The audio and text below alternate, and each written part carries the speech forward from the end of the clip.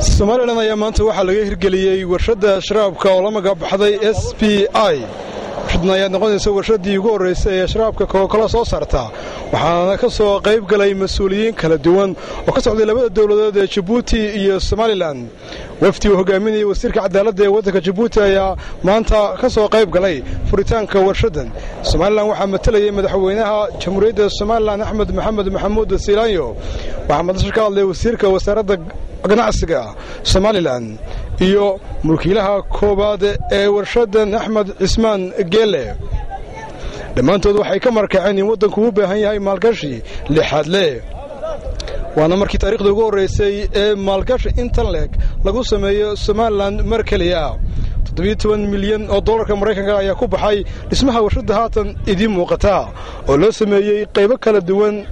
noqon lahayd sharaabka noocyadiisa kala duwan. waxay idin muuqdaa dhul beereed loogu talagalay in aad iyo aad ishu ay ugu diirsato. mas'uuliyiinta dhammaantood madasha ka hadlay ayaa waxa ay uga markaceen Axmed Cismaan Geele iyo marsharaftii kalaba in Somaliland loo baahay in sidan oo kale loogu sameeyo maalgashi aan marnaba la ilaabi karin. Ibrahim Abdurrahman Qasim, Warrior TV, Hargeysa, Somaliland. waxaan jecelahay inaan u mahad celiyo madaxweynaha oo runtii taageero nala garab joogay intii aanu dhisaynay. waxaan kaloo jecelahay inaan mahad celiyo oo marnaba la ilaabi karin odayaasha degmada Jaleelo oo nala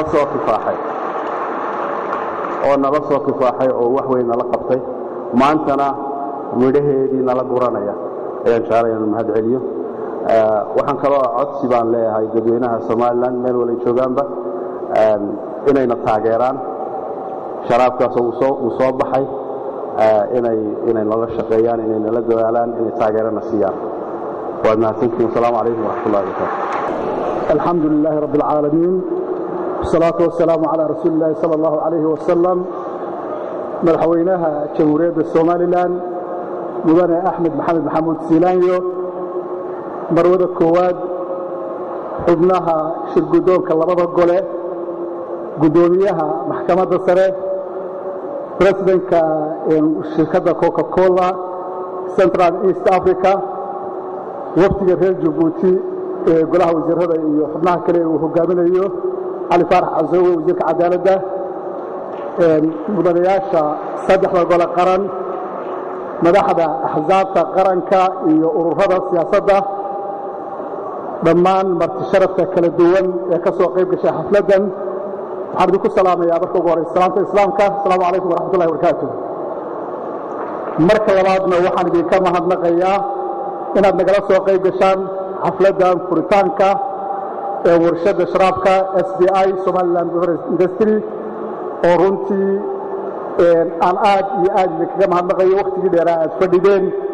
muddadii aad soo socoteen oo waddadu ay tahay raf, iyo sida aad u ixtiraamteen intii hadda aad fadhideen isbiishadii iyo hadalladii halka laga jeediyay aad u dhagaysteen. aad baan idinku mahadnaqayaa. mudane madaxweyne, warshadda SPI waa warshad soo saarta sidii aad warbixinihii ku dhegaysanaysay madaxda kala duwan sharaabka sooraha leh. runtii waxaan aad iyo aad ugu faraxsanahay inaad nagala soo qayb gasho mashruucan oo ah mashruucii maalgashi ee ugu ballaadhnaa ee mar keliya initial investmentigiisa la geliyo dalka oo ay ku baxday lacag gaadhaysa ilaa iyo 17 milyan oo dollar. inaad nagala soo qayb gasho runtii sharaf bay noo tahay, waana kaaga mahadnaqaynaa. marka labaad waxaan jeclahay madaxweyne halkan inaan uga mahadnaqo OGF Group iyo SPI madaxdooda oo runtii geliyey dalka maalgashi waxtar ah oo dalka waxtar u ah oo run ahaantii uu ka faa'iideeyo dalka iyo dadka iyo deegaanka labaduba ay ka faa'iideeyaan. ma aha oo keliya madaxweyne inay maalgashi keeneen. ganacsatada dhaqankeedu waxa uu yahay inta badan inaanay u fekerin ribax ama faa'iido waqti dheer ah ee uu qofku ka fekero inuu shilin ku daro dabadeedna waxa uu ka faa'iideeyo oo muuqdo markaa uu meel dhow ka qaato. laakiin barnaamijkan oo runtii aad aragto lacagta gashay iyo dhaqaalaha galay waa barnaamij runtii ay ka dambaysay aragti fog iyo hal abuur runtii xeel dheer mana aha oo kale inay maalgashi keenaan waxay keeneen inay dhiirigelin ku sameeyaan maalgashatada kale ee dalka iyo kuwa dibadduba ayna muujiyaan calaamad muujinaysa inuu dalku yahay dal u qalma in la maalgashado oo la maalgashan karo laguna aamini karo lacagta intaa leeg waxay keeneen shaqo abuur waxaana ka howlgala hadda ilaa 150 qof oo shaqaale ah iyadoo sidii warbixinta aad ku dhegaysanaysana ilaa sanadka 2014 la gaarsiin doono ilaa 300 oo qof oo shaqaale ah waxay keeneen aqoon iyo xirfad oo shaygu marka aanu jirin aqoontiisu ma kobocdo xirfadiisu ma kobocdo sidii warbixinta lagu siiyeyna ay haddeer ugu yaraan kala badh shaqaalihii ajnabiga ahaa ee shaqada ka bilaabay kala wareegeen xirfadley iyo dad aqoon leh oo dalka u dhashay runtii taana aqoon bay keeneen marka ugu dambaysa waxa ay baajiyeen lacag adag ama hard currency oo bixi jirtay oo dalka ka bixi jirtay lagana yaabo inay lagu soo iibsan jiray waxyaabo aynu samaysan karno sida maanta inta hortaada ka muuqato ama 90% waxa ay ka samaysan yihiin alaabta laga isticmaalaya ay dalka laga heli karo markaa waxay baajiyeen lacag adag bay runtii baajiyeen taana aad iyo aad baan ugu mahadnaqayaa run ahaantii ka xukuumad ahaan sidii uu qorshaha xukuumadda aad hogaaminaysa ahaa intii karaankayaga ah wixii la tari karayey iyo wixii lagu kaabi karayey intaba waanu u qabannay oo ay ugu horayso alaabta halkan hortiina ka muuqata ama ha noqoto machinery ha noqoto ama raw material iyo alaabta cerin ha noqoto aanu cashuur dhaaf dhammaantood ugu soo daynay warshadda si loo dhiirigeliyo maalgashiga dalka waxaanuna diyaar u nahay ilaa iyo hadda wixii ka dambeeyana in sidaa ay ku sii socoto wixii raw material aan looga maarmi karin ama alaabta cerin aan looga maarmi karin ay warshaddu ku socoto in iyana sidaas oo kale ay ahaan doonto iyadoo aanu u ballan qaadayno sida shuruucda maalgashiga dalku qabaan iyadana inaannu ka caawinno ama aanu ku taageerno in cashuurta sales tagista ama cashuurta galista muddada 3 sano ugu horeysay ay saldhiganayso ay yihiin iyaguna bilaash labada sano ee ku xigtana sida sharciga maalgashigu qorayo ay noqon doonto 50% in laga dhimo cashuurta galista ee ku waajibta mashaariicda noocan oo kale ama wax soo saarka noocan oo kale ah marka labaad madaxweyne waxaan iyana u mahadnaqayaa runtii hay'adihii dawladda ee gacanta weyn naga siiyey hawshan oo ay ugu horeyso wasaaradda maaliyadda oo runtii haddii aanay wada shaqayntaa iyaduna qayb ka ahayn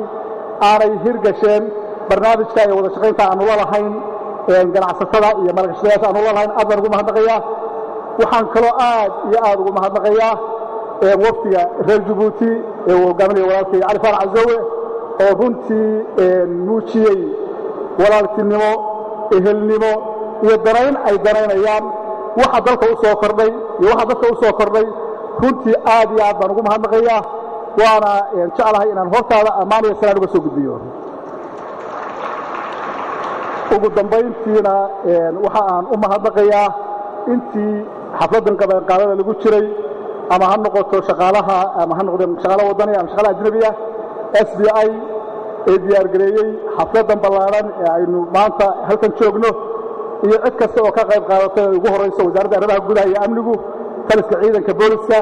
ciidanka ilaalada nabadgelyada dhammaantood intii nagala qayb qaadatay iyagana aad iyo aad iyo aad baan ugu mahadnaqayaa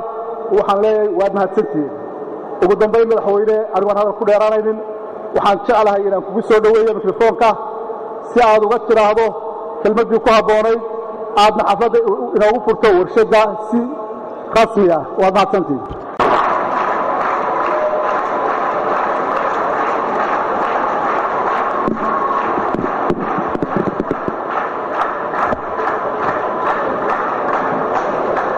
بسم الله الرحمن الرحيم الحمد لله رب العالمين والصلاة والسلام على سيدنا محمد وعلى آله وصحبه أجمعين walaalayaal waxaan marka ugu horeysaa halkan hambalyo aad iyo aad u ballaaran uga soo jeedinayaa shirkadda Coca-Cola aynu halka maanta wax badanna ka maqalay wax badanna ka dhagaysanay indhaheennana ku aragnay waxyaabaha halkan ka abuuran oo aan aad iyo aad wax loola yaabo oo aad loogu farxo ahaa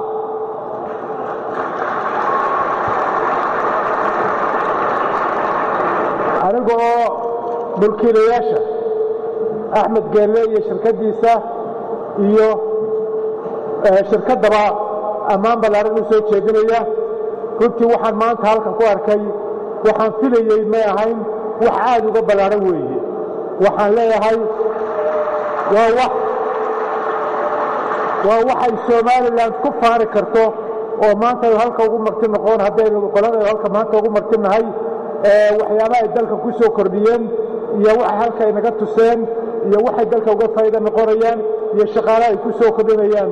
waxaa ka sii weyn waxa laga baran karo iyo waxaynu ka faa'iidi karno iyo siday dunida noogu xidhi karto ee aynu magac iyo sharaf ugu yeelan karno ayaa wax walba ka sii weyn marka waxaa leeyahay hambalyo aad iyo aad u ballaaran baan u soo jeedinayaa sidii uu wasiirka ganacsigu uu ka warramay uu amba sheegay waxaanu leenahay annagu mar walba haddii aanu dowladda waxaanu diyaar u nahay dowladda nahay inaanu alla wixii dhiirigelin ah ee dhiirigelinaya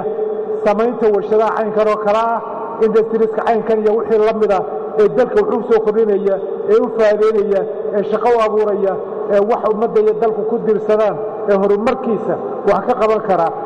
diyaar baan u nahay inaanu dhinac walba ka caawinno oo wixii aanu la qaban karnoba aanu la qabanno dowladda somalilan diyaar buu xalle u tahay waana ku dhiirigelinaysaa insha allahu tacaala marka waxaan leeyahay markale hambalyo aad iyo aad u ballaaran baan leeyahay waanan qolada tan hawsha soo qabatayna iyana mahad ballaaran baan u celinayaa annaguna waxaanu diyaar u nahay inaanu qaybtayada ka qaadanno marka qolada reer jabuuti nooga timo walaahayaga iyaguna martiqaadka noogu yimid madaxda iyo mas-uuliyiinta iyagana waxaan leenahay walaalnimada inaga dhaxaysa iyo hawsha aynu wada hayno iyo sida aynaan u kala maarmayn ee hawsheenna iyo shaqadeenna iyo dadkeeda isugu xiran yihiin ayay muujinaysaa idinkuna waxaan leenahay soo dhowaada ahlan wasahlan waa dalkiinnii waa dadkiinni ayaanu leenahay marka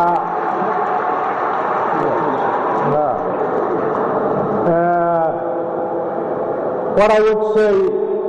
a word of English for those friends of ours who do not speak Somali language. I would like to say I am very happy indeed on behalf of the Somaliland people here to open this facility today. It's a great day for Somaliland. We are very impressed, and we can assure you we are going to give our blessing and our support and our encouragement to an industry of this type. And we are very, very glad that you are all here. And I say once more, welcome to Somaliland, and you can be rest assured we can give our support and brotherhood, and you can enjoy our hospitality in this country while you are here. Thank you very much indeed. Thank you.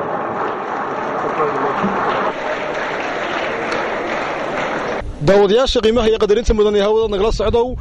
waxaan intaa ku soo gabagabeynaynaa barnaamijkii qiimaha iyo qaayaha badnaa ee ka diyaarinay xafladda lagu daafurayay warshadda sharaabka SPI ee Coca-Cola ee Somaliland munaasabadaasi aad daawateen waxa ka soo qayb galay madaxweynaha Somaliland iyo wafdi wasiir ah iyo waliba ninka ugu sarreeya sida la sheegayo shirkadda Coca-Cola Ibrahim Abdiraxmaan Qaasim Oriya TV Hargeysa Somaliland